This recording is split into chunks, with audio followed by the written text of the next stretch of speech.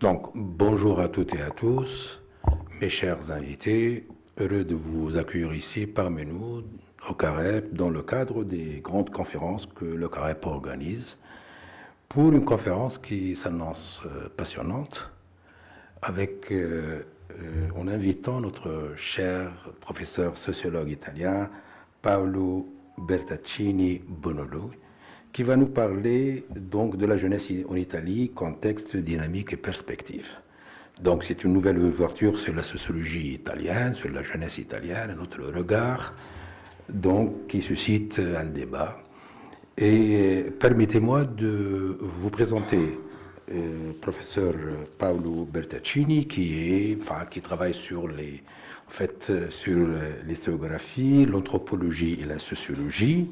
Donc, il est chercheur indépendant et conseiller en recherche appliquée et élaboration de politique. Aussi, Paolo, il est fondateur de Territoire House. C'est un centre indépendant dédié aux sciences sociales appliquées, aux politiques publiques privées, pour le développement local. Professeur Paolo, bien sûr, il a des publications. Je cite deux ouvrages fortement connu. Le premier, c'est en italien, bien sûr, Milano, c'est ça, Milano Città Stato. Donc, c'est un ouvrage paru en 1997 sur les nouveaux modèles des États nationaux en France et en Europe, en Italie et en Europe. Puis, un autre ouvrage paru en 2021 sur la corruption dans le sport.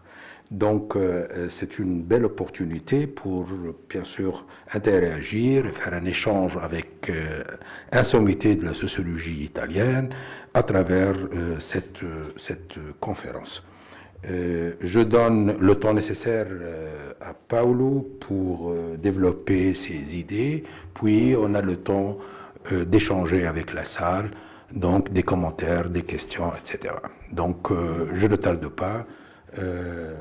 Enchanté et bienvenue chez nous ici au CAREP, cher Paolo, et à vous la parole. Mohamed, chers amis, chers collègues, ça va sans dire que ça est surtout une opportunité, un petit grand privilège pour moi et pour les collègues en Italie et dans le monde qui travaillent avec nous d'être ici. Je crois qu'on peut dire que l'esprit de cette rencontre, ce n'est qu'un début, mais comme nous savons, les débuts sont la chose la plus difficile à faire. Aussi les suivre, c'est pas facile, mais les débuts, non, il reste la défi la plus compliquée. Alors merci pour ton flexibilité personnelle, merci aussi à des autres amis et des collègues à Slim et des autres amis ici à Tunis qui dans les derniers mois ont été bien réactifs et ouverts à faciliter les relations entre moi personnellement et les réseaux et les acteurs que dans cette occasion je représente. Nous avons eu l'idée de mettre au centre de cette conversation la jeunesse. Aussi parce que de cette façon, nous avons une perspective de coopération positive entre les deux pays, l'Italie et la Tunisie, dans le cadre de la perspective d'un Méditerranée qui peut, dans les prochaines années et peut-être siècles, être un espace de coopération et de la paix. Mais dans les derniers jours, nous avons aussi pensé que quelques éléments de méthodologie, d'approche scientifique peut être fonctionnel à avoir des relations dans les prochaines années. Et alors, cette conversation est articulée dans 13 moments. Le premier est un ensemble de considérations sur l'Italie et sur la tradition de la sociologie et des sciences sociales, comme un début. Après ça, nous aurons quelques considérations précisément sur la dynamique de la jeunesse, les contextes, les dynamiques et les perspectives. Et nous avons aussi ajouté un élément final qui ne va pas être trop long, mais peut être bien significatif sur le rôle que le sport joue dans la société italienne et dans la société mondiale. Dans ce cadre, on peut dire l'Italie. L'Italie, nous avons ici, si tu crois, nous avons une présentation que l'on peut partager après la conférence, de façon que les participants peuvent voir quelques éléments plus spécifiques. L'Italie, une nation et un État très particulier. Si on n'a pas besoin d'avoir la carte géographique, c'est bien clair pour tout. Nous avons l'Italie dans les moyennes de la Méditerranée. C'est un pays qui est en même temps européen dans la logique de l'Europe d'aujourd'hui, bien connecté à l'Atlantique et à le nord de l'Europe, de l'autre côté des Alpes. Mais en même temps, l'Italie est un parti structurel, historiquement, culturel de l'histoire de la Méditerranée et de l'Afrique. Ça, c'est un cas bien particulier dans l'Europe, dans l'Union européenne. Nous savons bien l'histoire. Alors, si on voit l'Italie, on doit considérer, et nous avons ici quelques éléments, nous va partir des cartes géographiques, que l'Italie est plus ou moins les 60% de la territoire de l'Italie sont les montagnes. Des montagnes plutôt importantes, les Alpes, les Apennins, des montagnes aussi dans le sud de l'Italie. Ça a fait que la population, historiquement, dans les siècles, a été bien concentrée dans les planures, dans les plaines, comme on dit en français. Alors, le concept de la ville, pour la sociologie, c'est bien important, de la ville, de la communauté locale, et aussi le concept de les connexions, parce que l'Italie est dans la Méditerranée. Il a été les conquêtes ont été pendant les 3000 ans. Alors, l'Italie n'est pas défendable, c'est bien compliqué à défendre. L'Allemagne, les pays du nord de l'Europe, aussi la Grande-Bretagne, c'est pas un problème.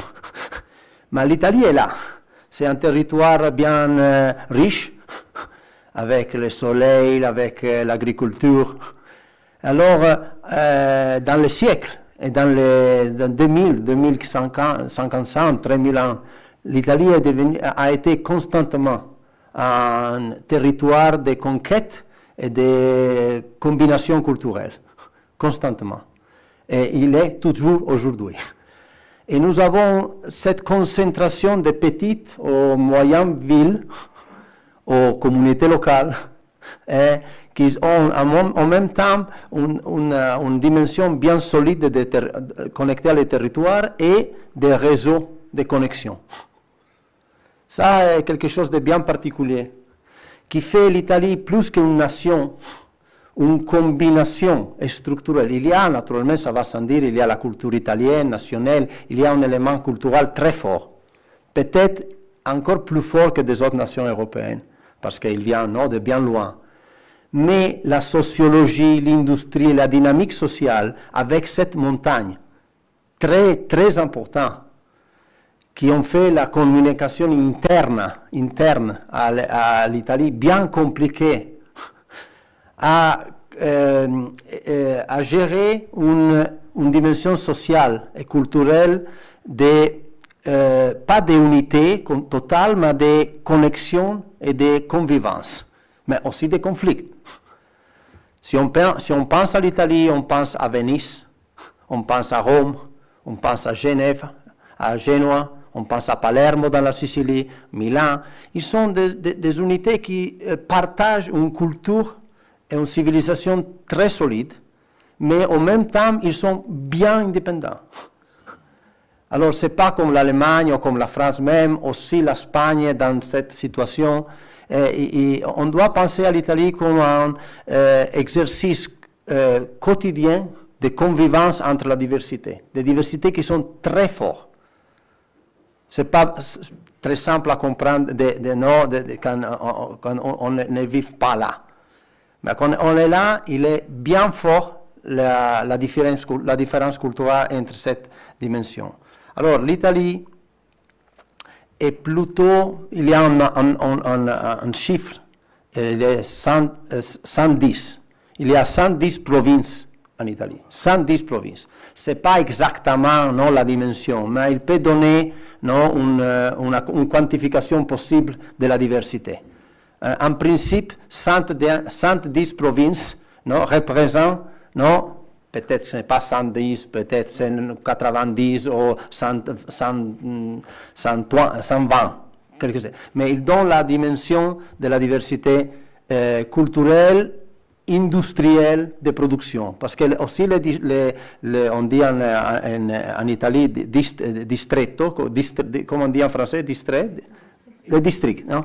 Il y a plus ou moins le même numéro de districts industriels, de spécificités, de production pour l'exportation también. Alors, cette dimension sociologique a géré aussi une dimension économique très forte, avec des réseaux bien indépendants. Dans ce cadre, pour conclure ce début sur l'Italie, peut-être qu'il n'est pas complètement connu de quelle façon la ville symbole de la culture de couscous est considérée une ville en Sicile, que c'est San Vito lo Capo. Ils ont commencé il y a 30 ans, quelque chose comme ça, le Couscous Fest. Et il est devenu de quelque façon le point de référence mondial pour la culture du couscous. Ça dit tout, je crois, par la diversité de la culture italienne. On doit considérer que la verticalité de la péninsule connecte le sud de la Sicile, qui est plus sur de Tunis, le sud de la Sicile est plus au sud de Tunis, et les villes au nord des Alpes qui sont plus au nord de la Suisse et de l'Autriche dans cette situation. Alors, la diversité culturelle est très forte, mais en même temps, l'esprit d'être une nation connectée est en même temps bien fort. Alors, il y a une possibilité pour la sociologie, pour les études de sciences sociales, d'avoir un cas d'étude d'un certain intérêt, et en même temps, dans la perspective des politiques de coopération, il y a la possibilité de travailler tout à fait, pas seulement, on peut travailler avec un des 102 provinces, et avec cette province ont une certaine autonomie culturelle qui font le possible de développer des relations spécifiques avec ce territoire. Ils ne sont pas des États, ce n'est pas un État fédéral. Mais dans cette situation, peut-être que la dimension culturelle et sociale est plus importante que la dimension institutionnelle et politique. On peut dire maintenant quelque chose sur la sociologie italienne. On va avoir plusieurs des opportunités, je crois, on va travailler sur ça dans les prochains mois. Ça, peut-être qui est encore plus intéressant. La sociologie italienne n'est pas peut être compris sans prendre en considération le cadre plus général des sciences sociales italiennes. On doit considérer qu'en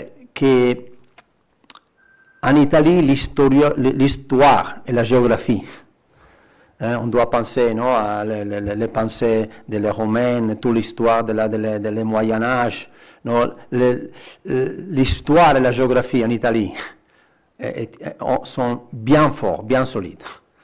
Et la vision et l'interprétation des phénomènes sociaux ont eu lieu dans le siècle à travers ces deux disciplines.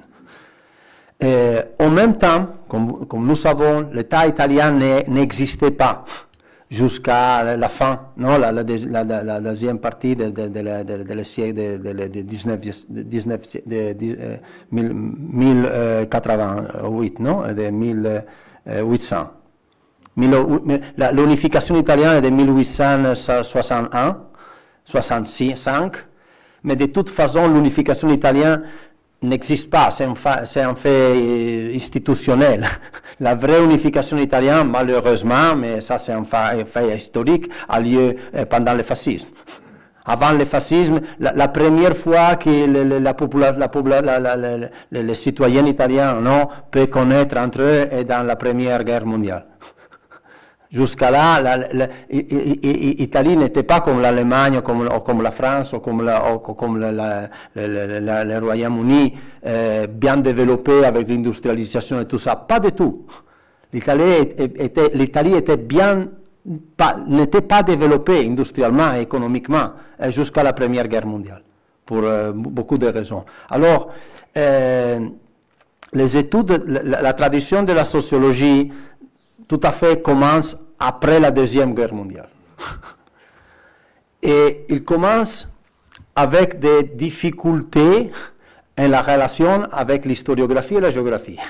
Ils étaient bien solides et ils avaient l'approche d'interpréter les phénomènes sociaux à travers la dimension historique, le passé, et la géographie, la dimension territoire. Alors, l'idée de faire de développer des études à travers les structures sociales, ça a été un peu compliqué comme approche. C'est pas à lire comme un élément négatif, parce que l'historiographie et la géographie étaient déjà dans le processus de faire des considérations structurelles.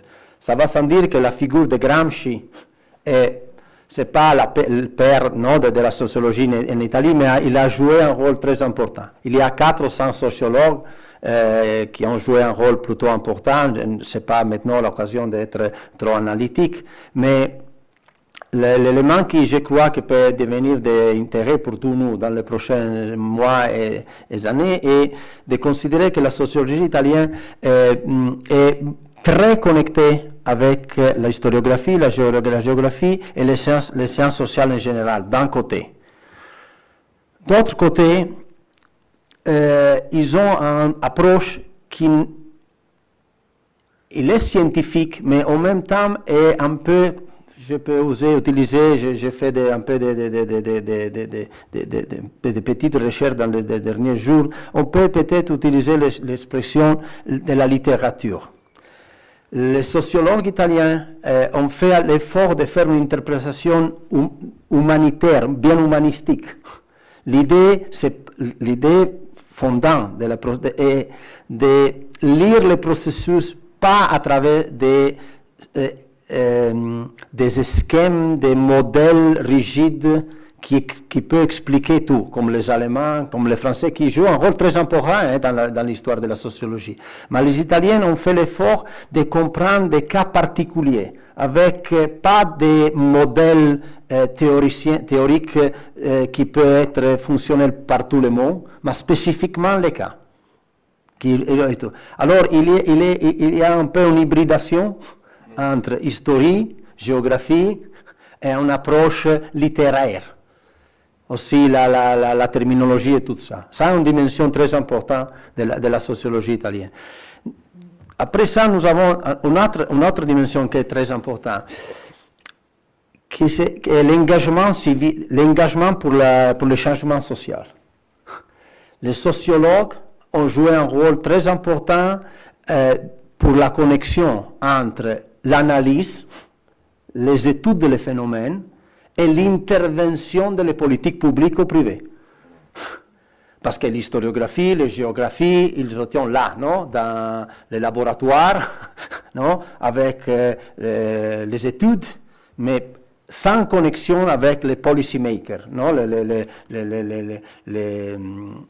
lieux de la décision politique privée et publique. Mais les sociologues, à partir de 1960, 1970 plus ou moins, non, jouent un rôle très important à dire on doit comprendre la société pour changer la société. On n'entre pas dans la dimension idéologique, non, la droite ou la gauche, non. La chose bien importante est cette dimension de comprendre pour changer. Et il y a une raison, parce que la modernisation italienne, si on fait la comparaison avec la France, l'Allemagne, le Royaume-Uni encore plus, est une modernisation bien tardive et bien compliquée. Alors, les efforts des sociologues ont été de donner une contribution pour faciliter ce processus. Il y a une connexion plutôt intéressante avec les pays de l'Afrique, avec les pays de l'Amérique latine, parce que l'Italie est, ça va sans dire, un pays de l'Europe développée, mais en même temps, est aussi un pays qui toujours a des problèmes de développement. Il y a des régions, des provinces, des situations sociales, économiques qui sont complètement absurdes, incohérentes. Si on pense que l'Italie est dans le G7, qui est un des pays plus importants dans l'économie mondiale, mais en même temps, toujours, on a des difficultés dans cette province et dans cette région pour le développement économique de base. Il y a des photos à Palermo, des photos dans des autres villes qui, on doit, ça c'est l'Afrique, ça c'est l'Amérique latine. Comment est possible ça? Alors, les sociologues ont joué un rôle très important dans ce cadre, non? Aider la modernisation, l'industrialisation, non, définitive, non, des systèmes économiques italiens. Et dans ce cadre, pour aller vers la conclusion de cette partie sur la sociologie, il y a des thématiques. Une autre perspective qui peut nous donner une vision plutôt intéressante sur le développement historique des études de la sociologie en Italie est les thématiques. Une thématique qui est centrale, c'est la famille, qui est bien connectée avec la difficulté de la modernisation. Alors, il y a une expression qui n'est pas d'un sociologue italien, mais qui est devenu un élément important, très important de la sociologie italienne, qui est en italien est familismo amorale, c'est-à-dire c'est la culture familiste, la culture de la famille, pas morale. Comment dire, il y a une culture de la famille qui est plutôt un problème pour le développement et pour la modernisation. Dans les dernières années, il y a des autres études qui font l'effort d'avoir une approche un peu plus calibrée. Mais l'élément intéressant est de comprendre que l'étude sur les familles et sur les territoires, sur les spécificités de chaque ville, de chaque communauté locale, a été quelque chose de très important pour les étudiants, pour les scholars, non? pour les experts, pour les sociologues, pour les anthropologues. Comprendre comment on pouvait faire des analyses pour expliquer les difficultés de l'Italie, de devenir moderne. Non, nous ne sommes pas à dire que le moderne est juste ou est mieux que l'antique. C'est quelque chose de bien technique. La modernité, le capitalisme, les processus d'industrialisation, l'organisation du travail, tout cet élément. Non? On peut dire qu'il existe encore aujourd'hui une Italie archaïque. Il y a des éléments très forts, des traditions. Dans quelques situations, ils sont un élément très positif pour le développement, dans des autres situations, il devient un problème. Ça, il y a une deuxième thématique très importante en Italie. La première, comme nous avons dit, c'est la famille. La deuxième, c'est les mafias, les crimes organisés. On devrait faire un cours sur ça. C'est une des thématiques que je maîtrise mieux. Mais ça est une petite, non pas obsession, mais c'est une thématique très forte en Italie pour la société. Comprendre pourquoi les mafias existent, pourquoi les mafias continuent à exister, ou aussi les transformations de les mafias. Ça, c'est pas quelque chose de marginal. On doit comprendre que pour le débat italien, les mafias c'est quelque chose de très important. On doit considérer que, si je me souviens bien, plus ou moins les 5-10% des produits bruts italiens est produit en plus. Ça n'est pas dans les chiffres officiels, mais il y a une partie très importante de l'économie italienne qui est connectée à la mafia, très importante. Et il y a eu des périodes, des phases historiques où la mafia a joué le rôle de l'État, parce que l'État n'était pas là, pour plusieurs raisons.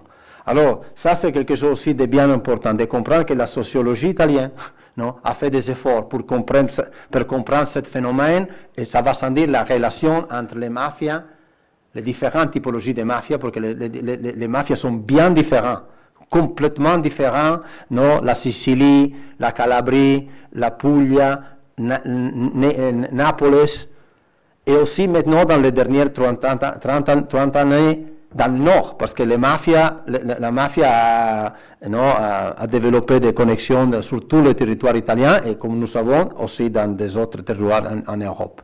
Parce que c'est un mécanisme économique, militaire, économique, social.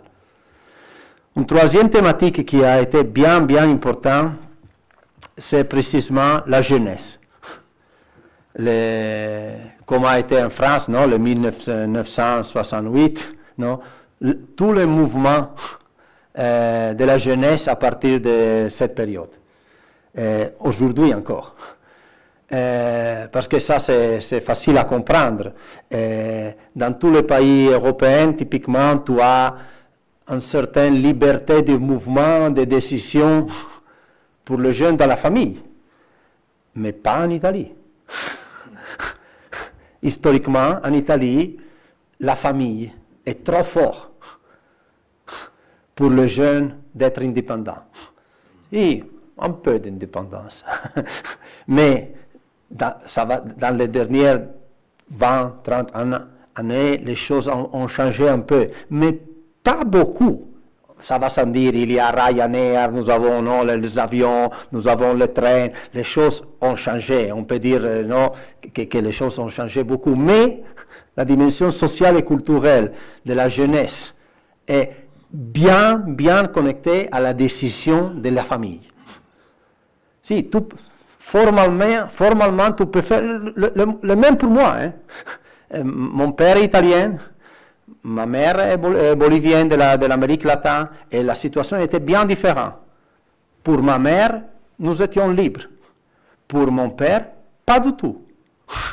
Simplement. Non, c'était quelque chose contre de nous ou de ma soeur. Non, c'est notre père, Il n'y avait un problème, il n'y avait pas un problème de sentiments ou d'amour. Non, pas du tout. Il était culturel.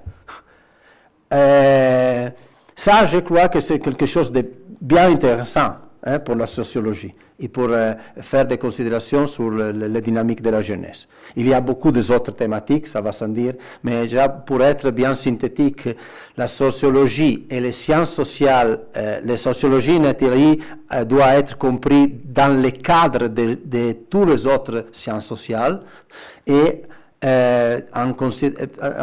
avec la considération très forte que la dimension littéraire, humanistique, de l'écrire, de l'invention, c'est plus fort que la dimension de la quantité, de la structure scientifique. Non? On explique, on interprète, on comprend un phénomène à travers la réflexion, de la narration. Si on écrit, il y a au moins, j'ai utilisé il y a quelques jours un peu l'intelligence artificielle pour comprendre un peu des choses. Il considère, l'intelligence artificielle considère 3 ou 4, comment on dit, novelistes en français, les écriteurs de romans, des romanciers, des sociologues partiellement. Parce qu'à travers des livres bien spécifiques, ils ont décrit, ils ont fait des descriptions bien sociologiques des situations spécifiques. Je le savais, tu crois, j'ai demandé à l'intelligence, tu crois que aussi, non, oui, toi, alors, c'est-à-dire qu'il y a une dimension bien spécifique, non, de la sociologie italienne en comparaison avec les autres sociologies internationales. La jeunesse, dans ce cadre, la jeunesse, je crois qu'on peut utiliser une expression un peu forte, qui est la libération de la jeunesse. Nous sommes dans le processus, dans les dernières 50, 60, 70 années, qui est précisément la libération de la jeunesse.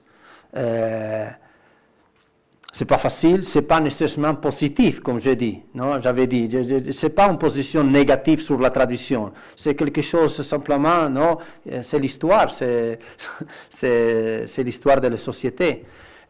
Par exemple, il y a un livre très important en Italie, très important, qui a été écrit par les fils d'un père dans la Sardaigne, vous connaissez bien l'île. La Sardaigne est bien isolée, c'est pas comme la Sicile. La Sicile est le centre de la Méditerranée, est bien connecté avec tout. La Sardaigne est bien compliquée à être connectée avec les autres parties de la Méditerranée, est bien isolée.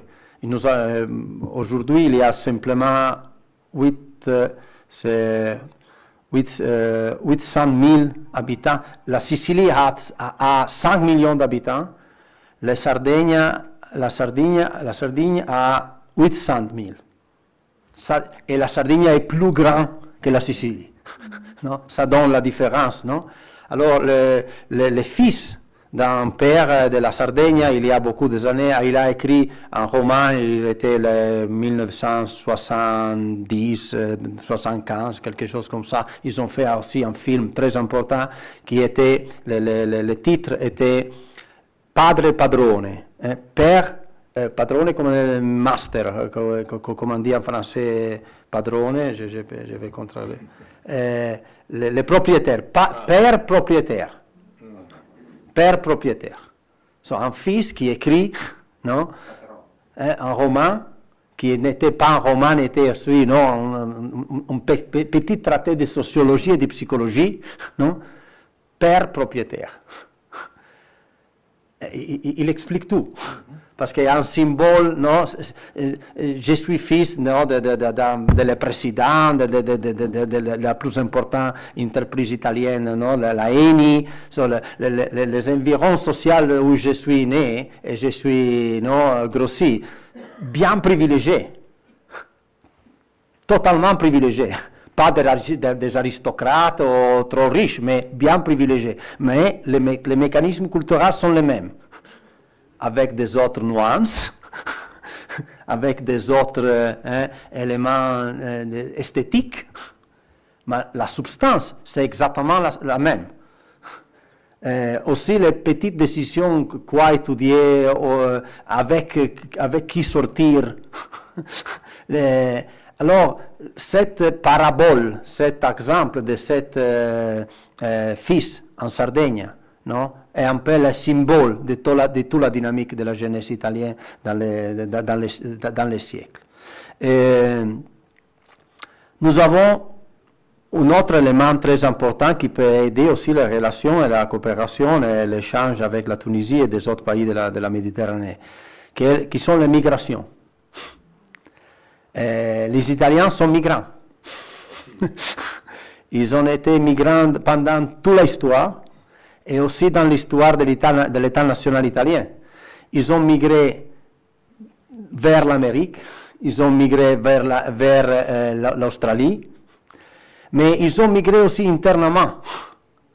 Les migrations internes à l'Italie ont été bien importantes. Et on doit imaginer, dans la perspective sociologique, qu'on voit de quelque façon cette migration qui tend à reproduire la même situation. Il départ de la sud de l'Italie ou de le Veneto, aussi de le nord de l'Italie, parce qu'il y a la région de Venise. Il était très pauvre, terriblement pauvre. Il y a beaucoup de la migration dans l'Amérique latine qui vient de là. Ils n'avaient pas à manger, ils n'avaient pas à manger. Alors, au fin du siècle et au commence du siècle, du 19e siècle. Mais quand la migration gère la reproduction de les mêmes milieux. Symbolique de ça, c'est Little Italy à New York. C'est la reproduction dans un autre pays de la même situation sociologique et culturelle, avec les avantages et les problèmes connectés. Alors, la dimension de la migration est quelque chose qui est bien, est une dimension bien structurelle dans la psychologie et la société italienne, et les jeunes sont en face de prendre des décisions chaque fois, quand ils deviennent 18, 19, 20, 23, 24, 25. Non, la décision est toujours, je reste ici ou je vais à l'Allemagne ou aussi dans l'Italie. Alors, on peut dire que la jeunesse en Italie est dans le processus de développer une sorte d'autonomie. Il ne va pas être dans les prochaines années.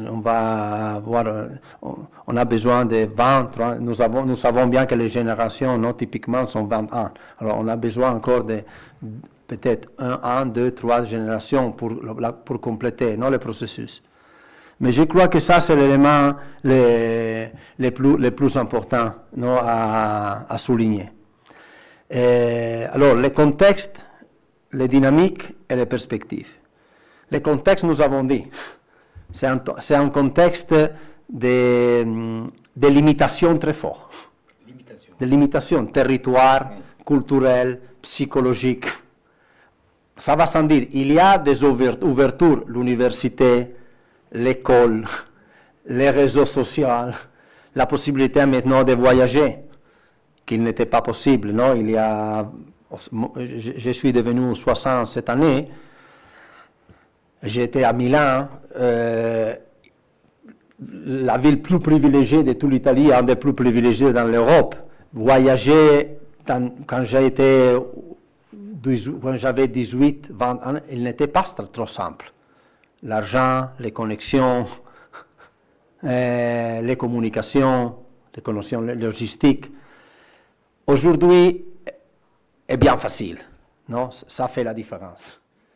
La technologie, la logistique aide. Mais la psychologie et la culture, la forme de la société joue un rôle plus fort. Tu peux avoir le train, tu peux avoir l'avion, tu peux avoir l'Internet, mais tu restes là. Aussi, si tu voyages, tu peux voyager pour 2 mois, 3 mois, 3 mois, une année. Mais la dimension de la connexion avec la famille est bien, avec le système économique local est bien fort. Alors, on peut dire que il y a un conflit permanent dans ce contexte, les dynamiques, le contexte, nous avons dit quelque chose. Pour les dynamiques, la dynamique est un conflit. Chaque jeune en Italie, c'est la même expérience que j'ai eue. Je travaille dans l'université, je viens du monde du sport, beaucoup d'athlètes, de jeunes athlètes, jeunes filles, jeunes athlètes. C'est toujours, je voudrais faire des choses qu'il peut faire. Il n'y a pas de problème d'argent, il n'y a pas de problème de logistique, mais je ne suis pas complètement libre. Je ne sais pas précisément si je le vais faire, parce que toute la culture est une culture très solide. Non? Quand tu grossis dans un environnement non? Qui est si fort, tu ne deviens pas de l'environnement, hein? Tu deviens un partie non? de ce territoire, de cette dimension, de cette relation. C'est quelque chose de personnel, mais je suis un citoyen italien, alors je suis un cas de 58 millions. Non? Tous mes copains de l'école, de l'université, je suis constamment échappé. Ils me regardent comme « Ah, mais tu es de nous, parce que tu n'es pas ici avec nous ?» Parce que la dimension de la connexion locale est très forte. Par exemple, j'ai fait des exemples bien importants. En Allemagne, ce n'est pas comme ça. J'ai vécu, j'ai travaillé là, j'ai fait des études en Allemagne. Ça va sans dire, les Allemands ont de parfaites relations avec la mère, avec la père, avec les pères, avec les sœurs, les frères, les familles. Il n'y a pas de problème de relations familières. Mais ils voyagent, ils prennent des décisions, ils font leur vie, indépendamment. C'est le même en France, hein, plus ou moins. Et je voudrais dire aussi en Espagne. En Italie, ce n'est pas comme ça. Alors, il y a un conflit permanent, mais il y a ma génération et les générations précédentes, il y avait des espaces de liberté bien limités. Maintenant, il y a la liberté, mais il y a ce conflit psychologique et culturel. Il y a des situations où la mère, ou le père, ou la tante, ou des amis, ils aident. Mais non, tu dois aller. Prends ton décision.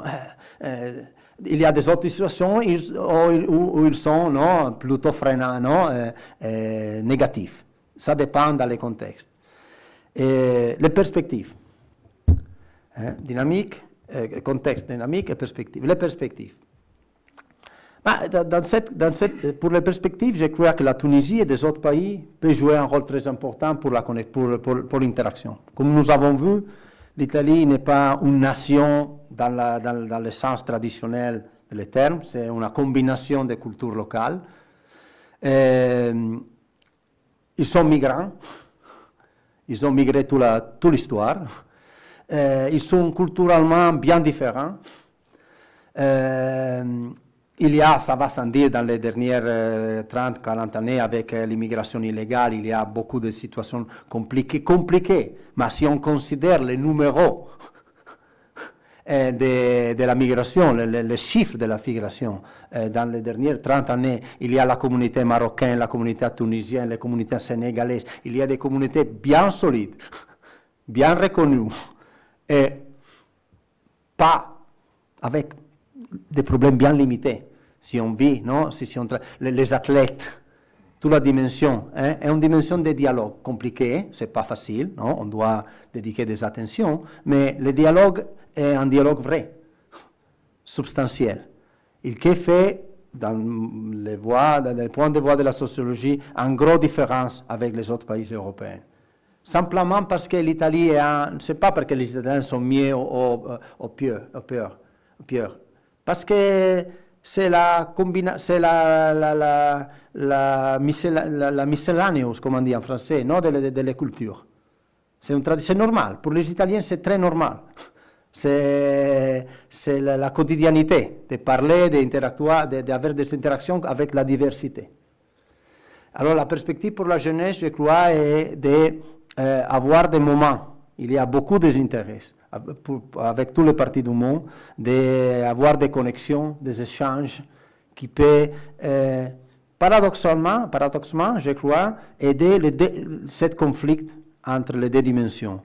Parce qu'on a besoin en même temps de reconnaître, de donner une perspective moderne à la dimension du territoire. Nous avons un problème énorme en Italie de l'abandon. Nous avons toutes les petites villes les jeunes ne sont plus là. Tous les jeunes vont à les grandes villes. Alors, on a besoin d'identifier des modalités pour limiter ce processus. Ça va sans dire que Internet, les connexions, tout ça peut aider beaucoup. Alors, d'un côté, la reconnaissance et soutenir la dimension territoriale, et de l'autre côté, faire la connexion avec le reste du monde, quelque chose de plus solide et plus viable. Et ça, le dernier élément, les Italiens, pour des raisons historiques, et les jeunes, c'est précisément le même, ils ne croient pas à l'État et à les institutions. Pas du tout. Pour des raisons historiques bien solides. Ils croient à les personnes, à les individus, à les relations personnelles. L'économie, les investissements, les processus, la police. Tout le système italien marche à travers des relations personnelles.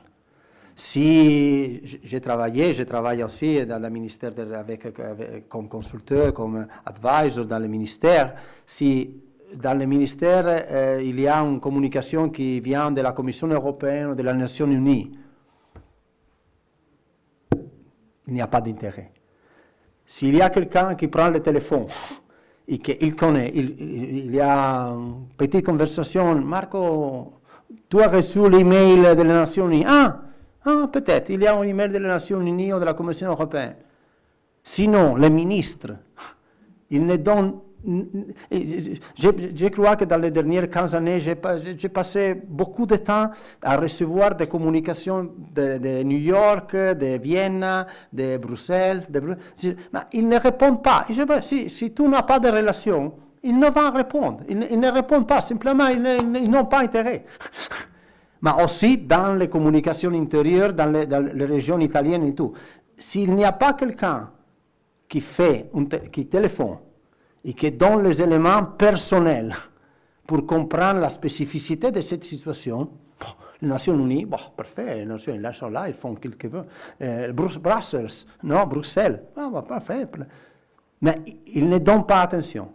Alors, les relations personnelles jouent un rôle décisif. Et ça, c'est une opportunité. Parce que les personnes peuvent jouer dans le cadre d'expérience que j'ai développé, un jeu plus important que les institutions. Alors, la jeunesse italienne est un lever, précisément. Non, c'est pas l'élévateur, je veux dire. Non, je voulais dire, ça c'est l'elevator. Leva in francese.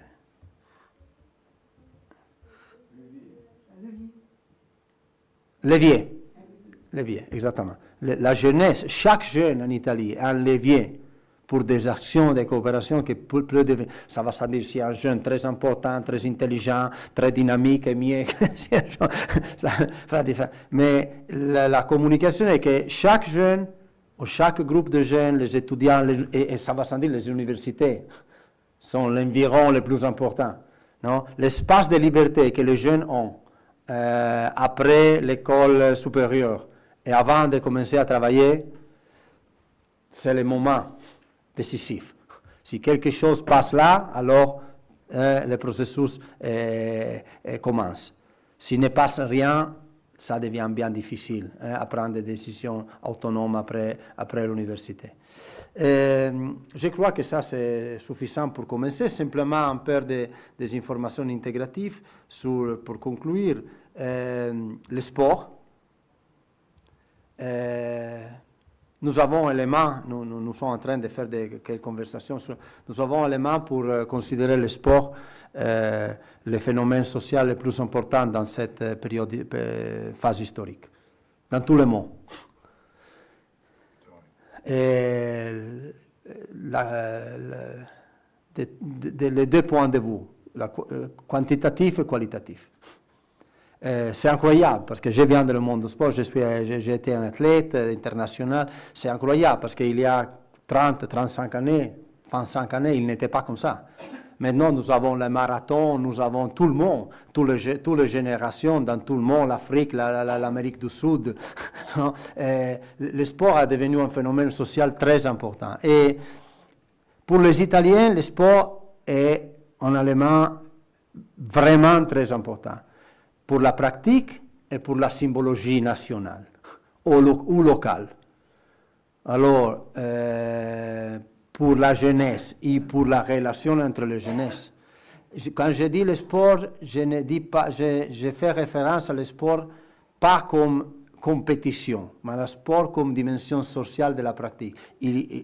Of course, ça va dire qu'on doit inclure aussi la compétition, mais c'est plutôt la dimension sociale de la pratique physique qui est devenue quelque chose de quotidien, bien important pour eux.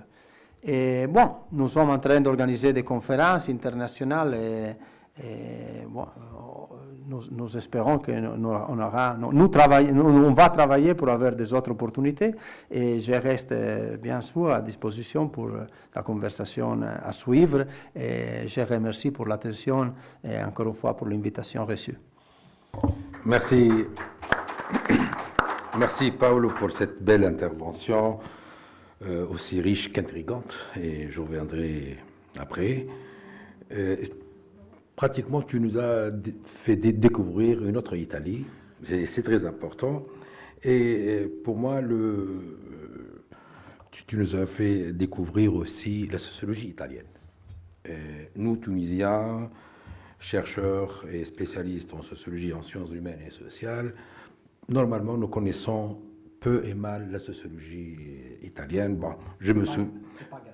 Tout à fait. Donc, je me souviens de Pareto, Vilfredo Pareto, économiste et sociologue italien, et le fameux Gramsci, l'intellectuel traditionnel et l'intellectuel organique. Donc voilà, c'est les deux figures de la sociologie italienne qu'on connaisse ici en Tunisie. Mais le plus important que tu nous as donné quand même une idée sur la sociologie italienne qui est différente de la sociologie européenne, française, allemande, par cette dimension littéraire. Donc ça, c'est très important. Et cette sorte d'hybridation entre l'histoire, la géographie et la littérature, bien sûr, à travers et aussi l'anthropologie. Et ça, c'est qui a donné peut-être, je dirais que la sociologie italienne n'est pas dans la critique, c'est pas une sociologie critique. Tu as mentionné que la sociologie italienne, les sociologues de l'après-deuxième guerre mondiale, a quand même contribué à développer des politiques publiques, à accompagner la modernisation de la société italienne, l'industrie et ça. Donc elle n'est pas dans la sociologie critique à la française. Donc ça, c'est nouveau pour moi et ça, c'est très important. Donc on n'a pas toujours la référence de la sociologie française ou américaine après. Donc ça, c'est aussi important. Deuxième élément, c'est cette société montagnarde. C'est le rapport avec la montagne, avec 60% donc, de la superficie italienne et des montagnes. C'est pas un détail, c'est quelque chose de bien... Absolument, absolument, parce que je me souviens qu'il y a aussi, l'opportunité a fait qu'il y a aussi une sociologie des forêts au Japon. Tu connais très bien que le Japon est aussi, c'est là où le monde forestier est très disons, est très observé donc, au Japon, et ça a développé une sociologie des forêts, donc du monde forestier. Pareil peut-être donc de la sociologie italienne, et je me souviens très bien et peut-être ajoutons la dimension locale. C'est ça le plus important. Tu as mis l'accent sur cette idée, donc l'État italien avec des communes, des districts et ça, mais toujours le local est très fort. Et peut-être qui a donné la naissance de la micro-histoire à l'italienne. Moi, j'ai lu un ouvrage très important de Giovanni Olivi. Et Giovanni Levi, Le pouvoir au village, c'est aussi dans un village montagnard, Donc, et c'est très important, ça, la dimension locale, ça, c'est peut-être un élément saillant de la sociologie italienne. Ça aussi, je le trouve, cette idée, elle est très pertinente. Donc, c'est ça, la combinaison entre l'histoire, la géographie et la littérature. Donc, une forme d'hybridation, ça, c'est très important. Puis, donc, tu nous as parlé de la famille italienne, archaïque, donc une question, enfin la question de l'autonomie du jeune italien qui est encore attaché à la famille, allongement de la jeunesse italienne, etc. Donc, avec bien sûr la crise économique et tout ça, donc fait que le jeune italien, il se détache, donc, il prend du temps, quoi, pour se détacher de sa famille. Donc, il est toujours dans l'assistance familiale. Donc ça aussi, comparé à l'autre Europe, à d'autres pays, c'est bien différent. Okay. Donc, puis, bien sûr, tu as parlé de la mafia, donc ça c'est, bien sûr, l'économie donc basée sur la mafia, c'est la mafia qui détient donc une partie de l'économie italienne jusqu'à maintenant. Donc ça, c'est aussi, c'est pas un détail, c'est quelque chose de crucial dans l'Italie qui a fait peut-être que la sociologie italienne elle est bien ancrée dans la sociologie de la criminalité à travers l'étude. C'est ça, de la mafia. Peut-être ça qui a développé cette branche de la sociologie qui est la sociologie de la criminalité. Donc, en se basant, le terrain, elle est propice, elle est vraiment adéquat à faire des études pareilles sur la mafia. Voilà, donc, bien sûr, le sport, le phénomène ultra que je connais, donc c'est ça, en fait, si on parle de l'Italie, le phénomène après mai 68, c'est l'autonomie des jeunes, c'est le nouveau mouvement sociaux, c'est le phénomène ultra à travers, bien sûr, à travers le football italien, et bien sûr, c'est un terrain très favorable pour cette dimension sportive de la société italienne et disons, si on peut dire ça, la sportivisation de la société italienne. Voilà. Donc, c'est aussi très important. Une dernière idée, peut-être, tu as parlé, Paolo, de l'histoire de l'Italie qui est toujours envahie par les conquêtes, par les voisins, etc., sur pratiquement 3000 ans. Ce qui a fait, peut-être sur le plan footballistique, il a développé la culture de Catenaccio. Catenaccio, Catenaccio, c'est le système défensif. Donc, toujours l'Italie, à travers son histoire, donc elle a développé une culture du jeu footballistique basée sur la défense. Elle est toujours dans la défense, sur la défense plutôt. Elle est toujours, et elle fait des contre-attaques. Ça, c'est le style du jeu à l'italienne qui est en rapport, qui s'appelle le Catenaccio, et qui est en rapport avec peut-être l'histoire, la conquête de l'Italie à travers les 3000 ans. Donc, peut-être si on fait le lien entre l'histoire et le football et le système du jeu qui est un style footballistique, mais c'est un style historique, culturel, c'est une représentation de l'histoire italienne, peut-être qui a fait que la Suisse aussi, qui est bien sûr entourée par les géants européens, a aussi la Suisse, donc un cas spécial aussi, à développer ce style du jeu. Bon, je termine sur cette note, et maintenant le débat est à la salle pour interagir, pour des commentaires, pour des questions, pour... voilà, donc... mes chers étudiants et étudiantes. يا إيمان تفضل.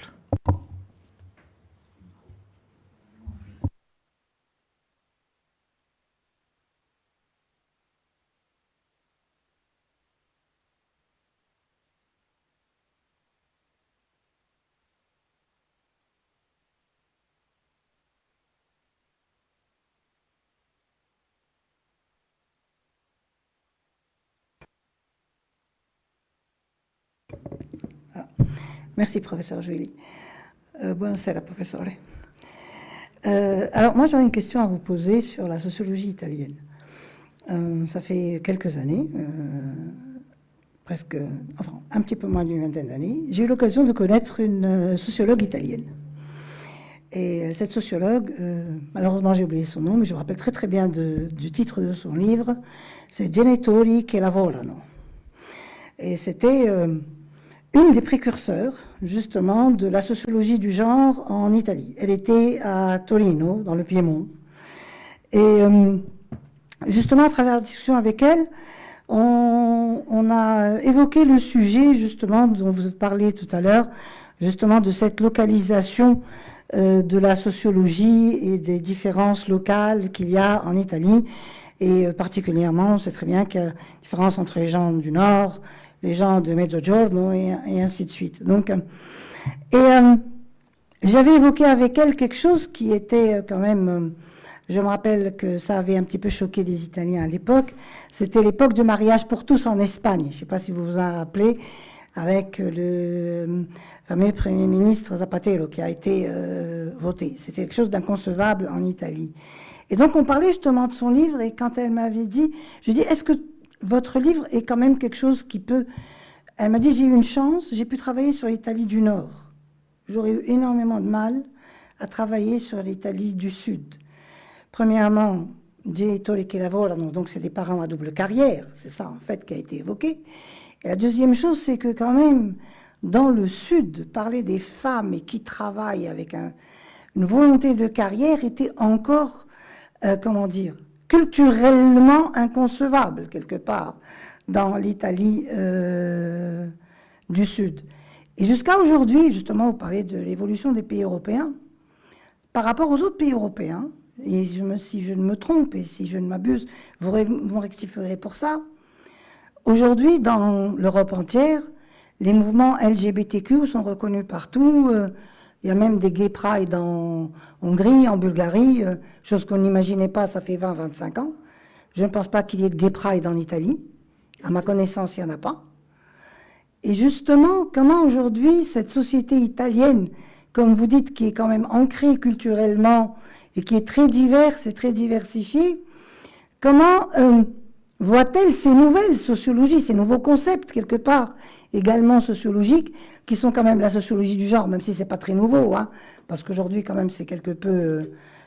ça commence vraiment à s'installer, mais ces nouvelles aussi tendances sociologiques, qui c'est de concepts particulièrement pour tout ce qui se considère comme minorité sociale, ou bien les différences sociales, comment est-ce que c'est vu? Et puis alors, par rapport justement à la migration, comme vous le dites, je connais un petit peu quand même l'Italie, peut-être sûrement pas autant que vous, mais c'est vrai que l'Italie comme la Tunisie, ce sont des pays de migration et ce sont des pays j'ai envie de dire, d'hospitalité et de culture. Mais en même temps, quelque part, ce sont aussi des pays qui sont socialement très fermés. C'est-à-dire que quand les étrangers arrivent chez nous, ou même en Italie, la société tunisienne ou la société italienne ont quand même du mal à s'ouvrir. Justement, est-ce que les études sociologiques actuelles italiennes vont-elles aussi dans ce sens? Merci. Merci, Imen. Donc, tu peux rebondir sur ces commentaires et cette question. Ils sont des questions bien, bien importantes. Hein? C'est pas... Il n'y a pas de réponse définitive. Ils sont des conversations... je reviens à l'élément, les points de départ. Ça dépend qu'est-ce que nous voulons dire non, à travers les concepts de l'Italie. Nous avons les provinces de Bolzano et de Trento qui sont dans l'Allemagne, dans l'Autriche.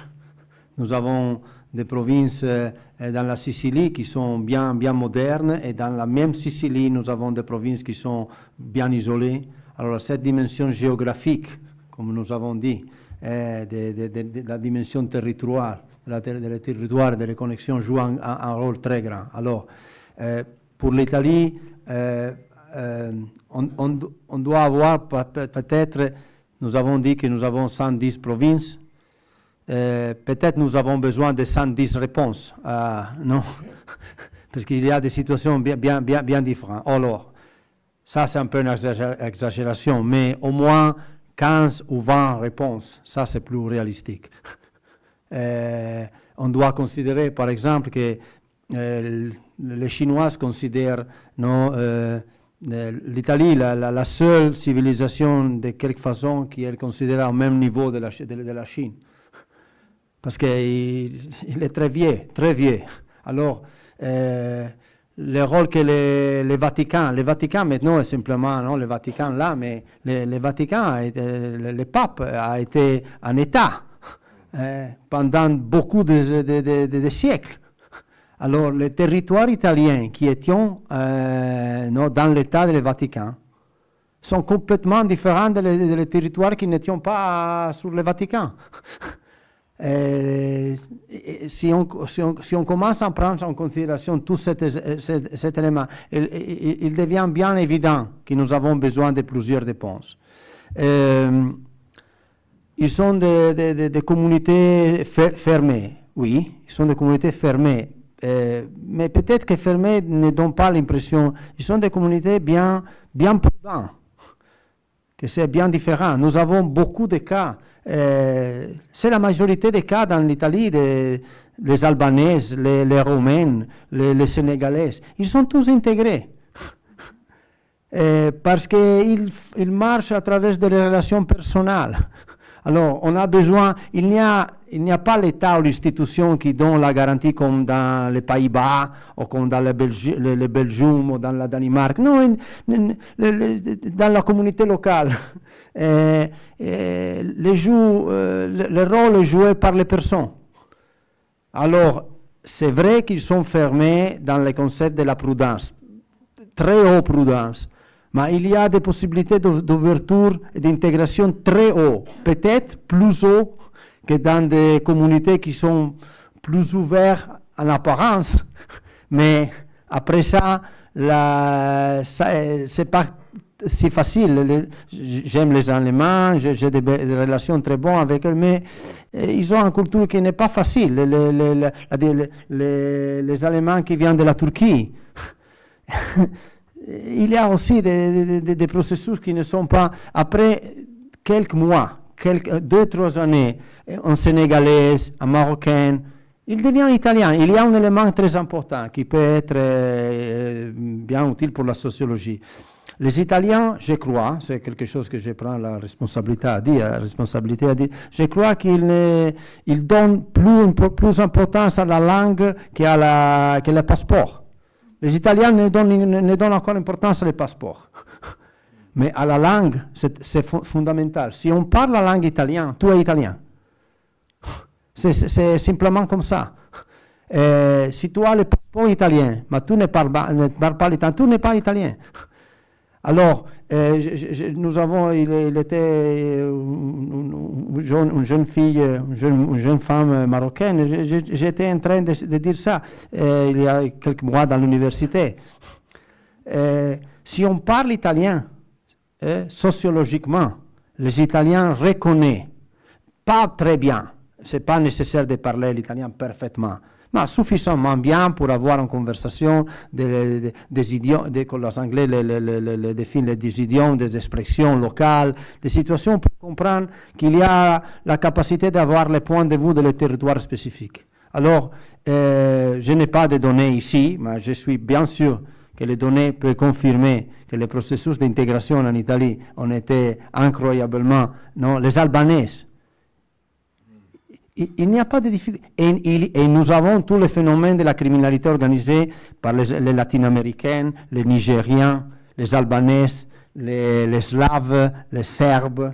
Nous avons des problèmes de criminalité organisée qui n'est pas italien et qui fait des liaisons et des coopérations avec la criminalité organisée italienne.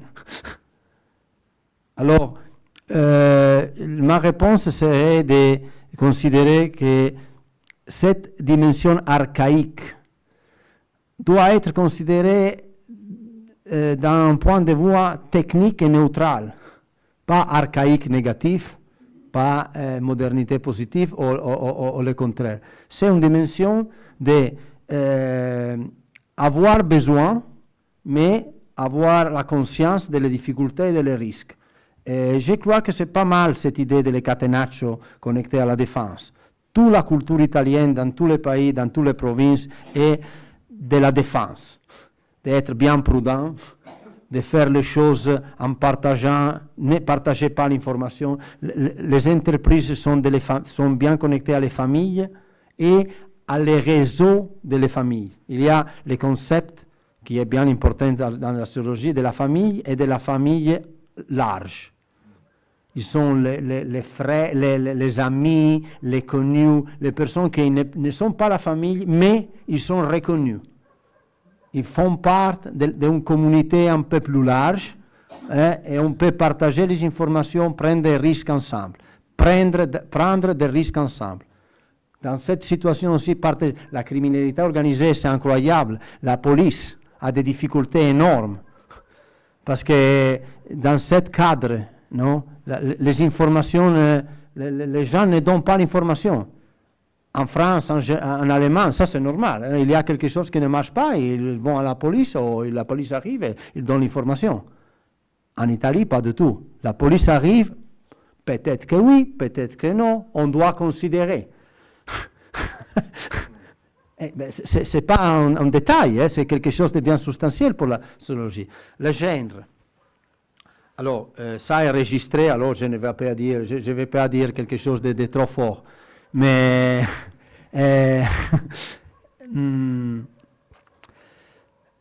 je peux dire que dans la famille de mon père, ma grand-mère, elle avait la gestion de l'argent. Il n'était pas un cas. Elle était l'élément standard. Alors, je crois que la dimension de genre dans l'Italie, on doit être considéré de plusieurs points de vue. Je crois que le point de vue qui est bien fort, bien relevant, aussi la mafia, le rôle que les femmes jouent est bien fort. Bien fort. Il y a des études qui montrent que le rôle que les jeunes jouent dans la mafia. Il y a aussi des femmes qui ont joué, ils jouent un rôle pour combattre la mafia. Hein. Alors, il y a des dimensions. Mais si on considère, j'ai eu l'avantage compétitif d'avoir une mère latino-américaine, alors il était bien clair, non, la différence entre une culture d'un continent et la culture italienne.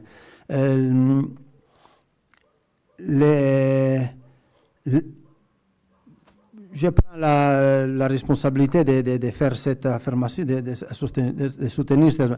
En Italie, nous avons le patriarcat et le matriarcat. Nous avons les deux dimensions qui vivent ensemble. Qui vivent. Et je n'ai pas fait de l'étude sur ça, je n'ai pas les éléments.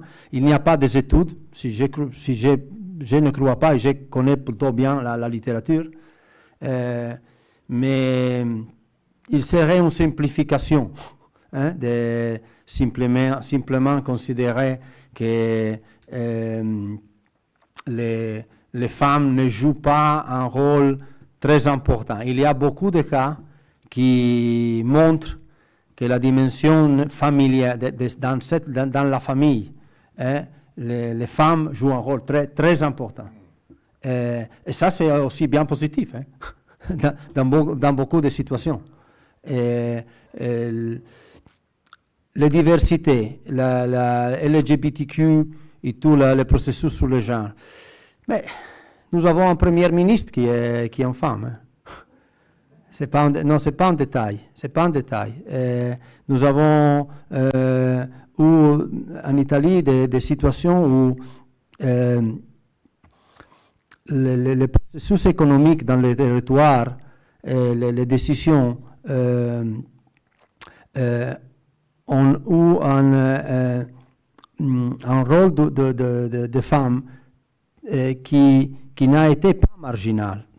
Alors, nous avons, et c'est une définition un peu banale, l'Italie est un pays de contradictions, de différences, de situations bien spécifiques. Et alors, encore une fois, on comprend, parce que la sociologie et des auteurs comme Pasolini et des autres encore, Carlo Ginzburg, n'ont pas développé des modèles généraux Ils ont fait des études bien spécifiques sur la ville, sur une communauté locale, sur une période historique. Parce que je me souviens, c'est peut-être bien intéressant, peut-être la chose qui a été plus citée dans ma carrière comme scolaire, comme scholar, il a été une interview que j'avais fait quand j'avais 28, 30 années. J'étais bien jeune. Je venais du département de l'historiographie de l'Université de Pavia, qui est une des deux, trois universités plus importantes et historiquement plus traditionnelles en Italie. Et j'avais fait une longue interview avec un historique italien très important pour l'Asie. L'historique plus important pour l'histoire de l'Asie en Italie. Il était en histoire. J'avais commencé déjà à étudier l'épistémologie, la méthodologie scientifique, la sociologie, l'anthropologie, mais j'étais dans cette situation plus en historique. Et il m'avait dit, tu dois comprendre, Paolo, vous devez imaginer cette figure, il avait 85 années, quelque chose comme ça. Que la différence entre notre historique et les sociologues, on doit considérer que dans ce cadre historique, la sociologie elle était en train de devenir bien plus importante que l'histoire et la géographie, comme nous avons vu. Et que nous, historiens, nous devons expliquer, interpréter un phénomène. La Révolution française, la Révolution américaine, la Révolution russe, la première... C'est simplement ça. Pendant que les sociologues vont développer les explications, vont interpréter les révolutions, les phénomènes historiques. Alors ça, c'est la différence entre nous et les sociologues. Que nous devons faire des interprétations bien spécifiques sur les cas. Mais c'est vrai, comme nous avons vu, que les sociologues, même en Italie, ont été bien spécifique. Alors, encore une fois, la réponse, je crois, est une réponse bien articulée qui peut être différenciée par territoire et aussi par cas, parce que ça dépend beaucoup de les situations spécifiques dans ce cadre national. Mais si on voit l'histoire italienne, il n'y a pas une histoire nationale italienne. Il n'y a pas. Nous avons une histoire nationale allemande, nous avons une histoire nationale française, mais nous n'avons pas une histoire nationale italienne. Il n'existe pas. Et ce n'est pas positif ou négatif, c'est quelque chose à avoir. Et si on considère que les éléments structurels de la société de l'Empire romain, il était la famille, encore une fois, on comprend bien que quand on regarde la cartographie de l'Italie, nous avons dit les 110 provinces. Mais tout à fait, j'ai utilisé l'expression que chaque citoyen italien se considère un État national, per se. Alors, c'est une exagération, mais les familles, nous pouvons calculer 5 millions de familles élargées. Alors, nous avons 100 provinces, 110 provinces et 5 millions de réseaux sociaux bien limités qui jouent un rôle bien structurel. Alors, ça donne la perception plus claire parce que nous avons besoin de réponses bien différenciées, situation par situation. J'espère que la réponse est suffisamment diplomatique en termes de politically correct.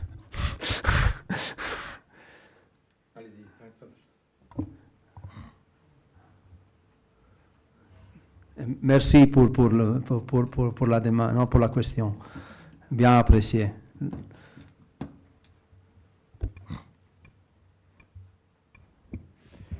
Bon, merci professeur Paolo pour toutes les informations. Merci, professeur Mohamed, pour cette description de la squadra Azura, le système bétonnier de défense, parce que nous, on voit la défense là dans le foot, mais on n'a jamais connecté que l'Italie, c'est lui, il a fait si bien, comme ça, parce qu'on voit les Anglais qui attaquent, les autres ils jouent toujours, ils cherchent ça.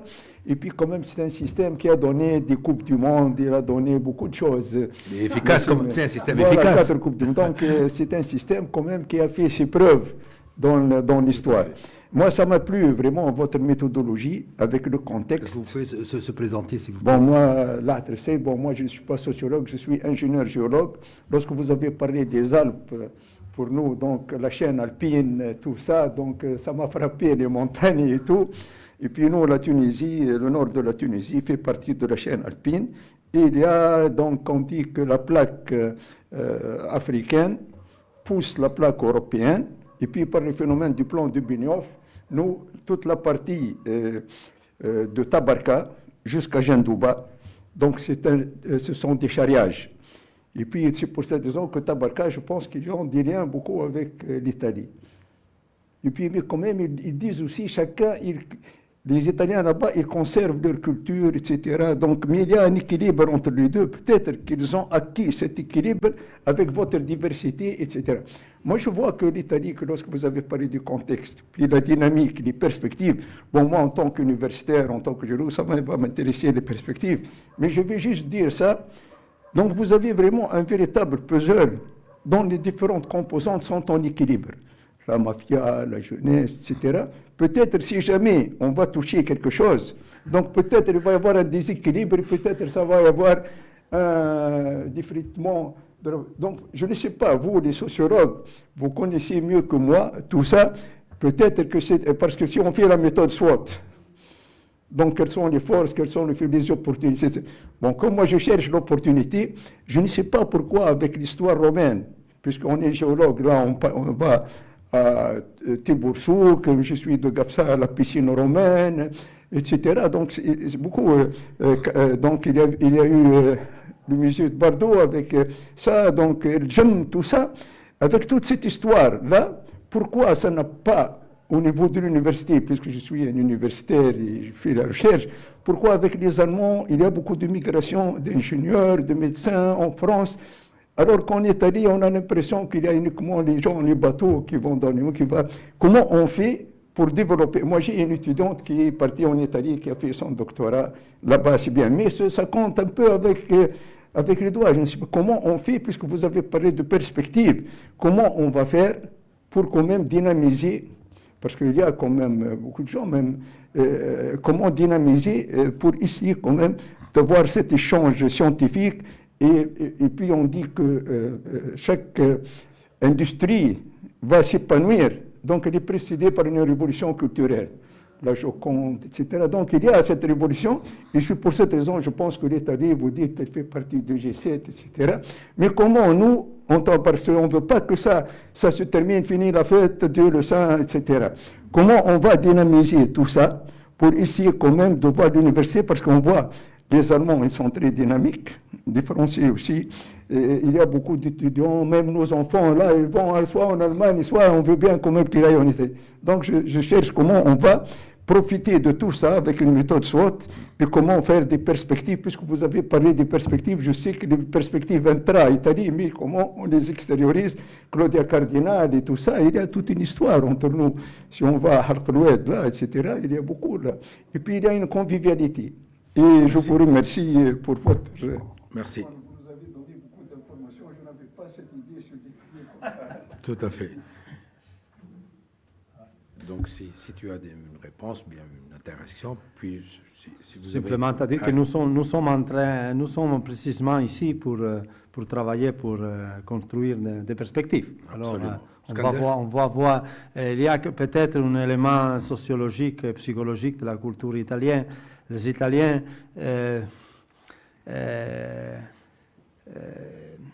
ils sont territoire, comme vous avez, ils ont les communautés locales. L'État français, l'État espagnol, l'État allemand, ils ont des États qui sont plutôt efficients, ils travaillent, ils font des efforts systématiques.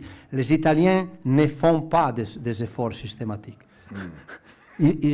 Alors, toutes les choses, peut-être, ça c'est un donné que peut-être que vous n'avez pas. Le deuxième investisseur en Afrique, Après la Chine, c'est l'Italie.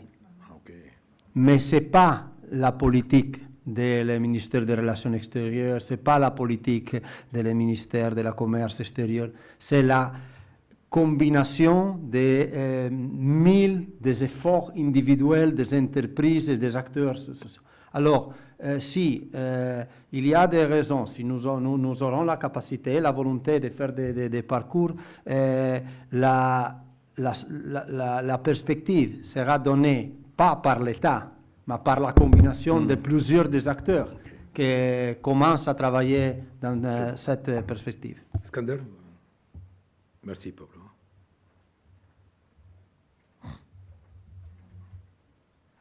Tout d'abord, vous êtes bienvenue, cher professeur. J'ai une question trop directe. C'est en relation avec mes travaux de recherche portant sur la personnalité tunisienne. Vous avez décrit la société tunisienne comme la société italienne comme une unité diversifiée. Pensez-vous qu'on peut parler d'une personnalité italienne? Merci. Oui, Merci. la réponse est oui. La réponse.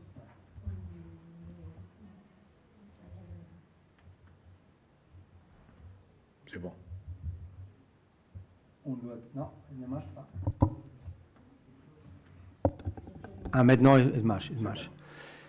Oui, nous avons une personnalité italienne, mais c'est une personnalité qui, paradoxalement, est, je crois, plus forte que d'autres personnalités nationales, parce qu'elle est basée sur une histoire qui est bien spécifique, il a des éléments symboliques et des éléments structurels qui viennent de loin et qui donnent un sens de personnalité à les Italiens. So, les Italiens ont l'idée qu'ils sont Italiens. Mais cette idée est connectée à la spécificité locale qu'ils ont. Alors, il y a une personnalité qui est déclinée sur la spécificité locale. Et dans beaucoup de cas, dans la spécificité de la famille ou de la communauté spécifique. Parce que ce n'est pas maintenant la situation, l'opportunité de la faire, mais comme nous avons vu, toute l'Italie est un processus historique qui part de bas, bottom-up. Et pendant que beaucoup des autres États, aussi les États-Unis, aussi le Canada, ils sont des processus qui sont top-down. Et ça fait toute la différence. On peut voir ça très bien dans l'Amérique latine. Il y a un cas, par exemple, très intéressant dans le Brésil. Dans ce cas, sont les Portugais. Vous savez bien que les Portugais, ils étaient bien limités, les numéros. Alors, le Brésil aussi a des éléments bien similaires à l'Italie. Le Brésil n'existe pas complètement, mais non, il y a la personnalité brésilienne. Ils ont la personnalité brésilienne, mais chaque Brésilien considère et interprète la brésilianité comme il veut. Et vous connaissez, ça va sans dire, l'historique Fernand Braudel. Il avait écrit le Brésil m'a obligé à devenir intelligent. Parce qu'on avait, non, et je crois que de quelque façon aussi l'Italie joue un rôle comme ça. Il y a ce modèle, il y a la volonté de faire des interprétations, on va dans les territoires, on va dans les cas concrets, et on voit que le modèle ne marche pas trop bien. Alors on change le modèle, on retourne, et encore une fois, le modèle ne marche trop bien. Il marche peut-être pour une situation, mais pas pour une autre. Alors, je ne vais pas absolument dire que les modèles ne sont pas nécessaires, ne sont pas très importants. Simplement dire qu'il est toujours un mécanisme, non, d'avoir des éléments qui généralisent et des éléments qui sont spécifiques. Pour le cas italien, nous avons une personnalité italienne très forte qui est combinée à des éléments locaux aussi forts.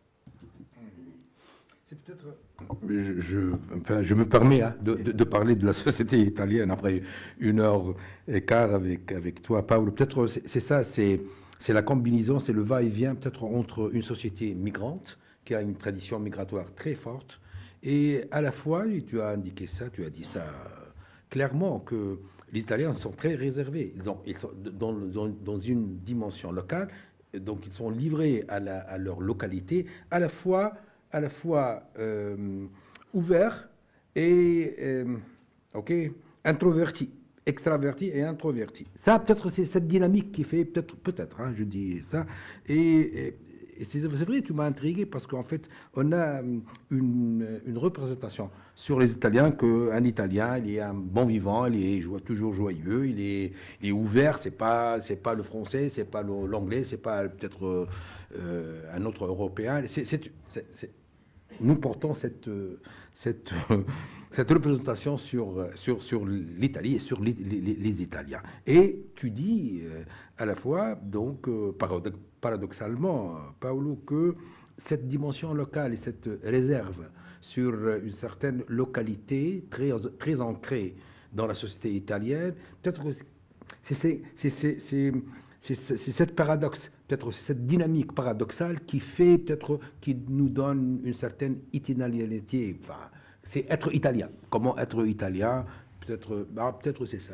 Je dis n'importe quoi parfois. Ouais, Houda. Joie de vivre, c'est vrai, hein? Les Italiens ont la joie de vivre. Mais ils sont discrets aussi.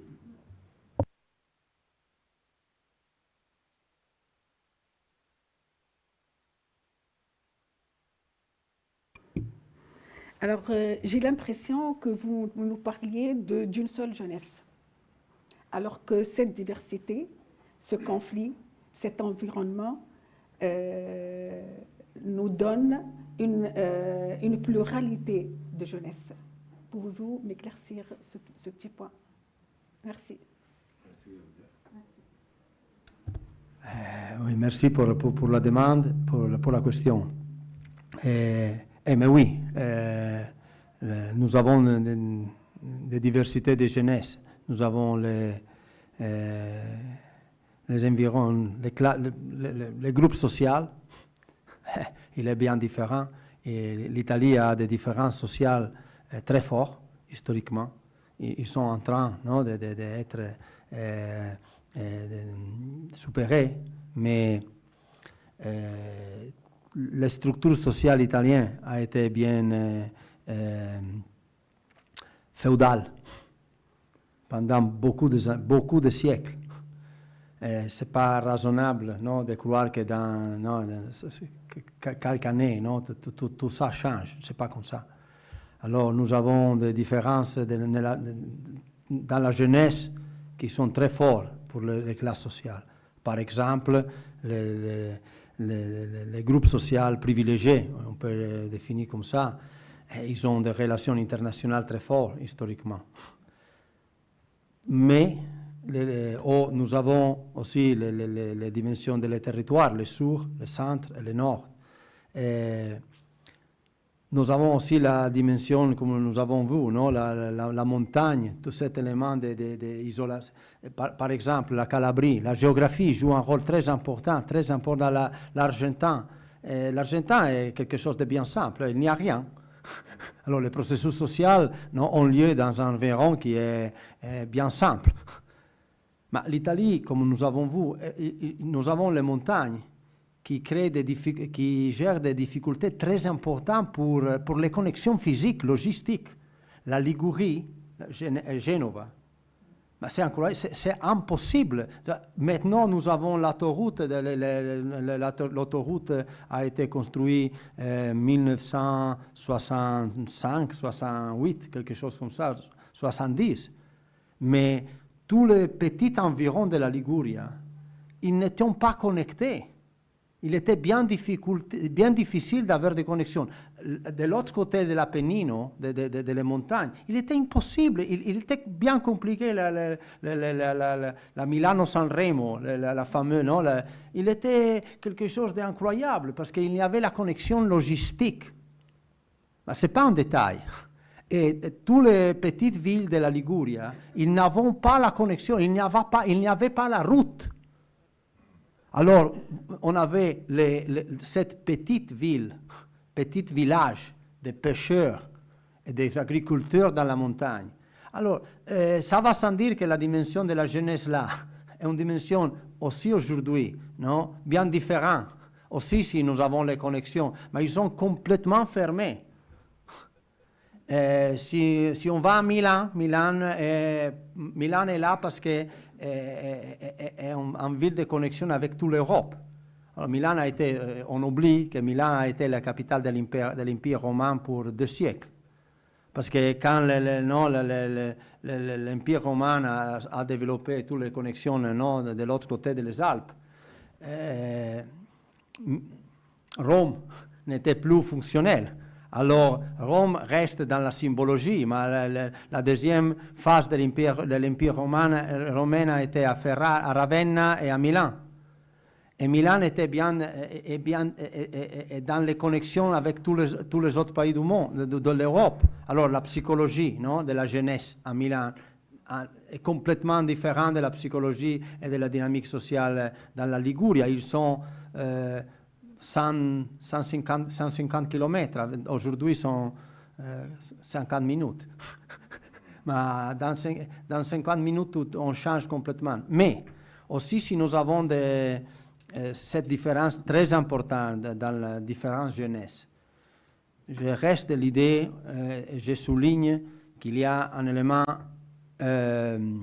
qui est commun, qui est très fort, qui est le fait que la famille est un petit État en Italie. Alors les décisions de la jeunesse sont dépendantes, non? Les classes sociales, les territoires, où tu veux, mais la famille a été de quelque façon la modalité de défense pendant beaucoup de siècles, des invasions, des conquêtes, de toutes les dynamiques sociales. Et alors, c'est une psychologie de défense, de survivance, qui est bien compliquée à modifier. Non? Les Américains, non, les Canadiens, les Australiens, les Autriches, non? Les Allemands, ils n'ont pas eu ce problème. Les Italiens, non, doivent être là à défendre l'existence. Et alors, je crois que la jeunesse est aussi dans ce cadre, ça va sans dire, comme nous avons dit, dans un processus d'évolution déterminé par la technologie. Enfin, il est la technologie. Merci. Paolo, on ne peut pas te retenir plus qu'1 heure et demie. Donc, tu nous as fait rêver l'Italie par ce beau voyage à travers Milan, Rome, la Sicile ici, la Sardaigne et autres régions de l'Italie, la péninsule italienne. Donc, mais aussi, c'est ça le plus important, du point de vue sociologique, tu nous as quand même déchiffré les éléments d'une société italienne en dynamique et avec ses questions, ses problèmes et ses perspectives. Je trouve ça très important. Pour nous, c'est une ouverture surtout sur la sociologie italienne, qu'on connaît, comme j'ai bien dit, qu'on connaît mal et peu. Malheureusement, quand même, c'est une richesse pour nous, donc de savoir qu'est-ce que se passe donc dans notre voisin nord, donc dans la sociologie italienne. Je trouve ça très important, qu'elle est différente des autres sociologies européennes, si je peux dire ça. Et donc aussi, donc je te salue pour ces idées pertinentes et cette analyse enrichissante. Et je tiens aussi à remercier mes étudiants et mes étudiantes, mes collègues aussi, mes étudiants et mes étudiantes, d'avoir venu ici et participer avec la présence et aussi à travers les questions. Et voilà, on commence, hein? On commence ensemble. Ce n'est qu'un début, donc je vous remercie donc pour votre aimable présence. Je tiens aussi à remercier le CAREP donc d'avoir donné cette opportunité pour t'inviter, Pablo, et voilà, discuter, et échanger donc des idées, voilà. Donc, ce n'est qu'un début. Et voilà, ce n'est qu'une partie remise. Donc, à la prochaine. Merci à vous. Et voilà. Et bon après-midi. Merci.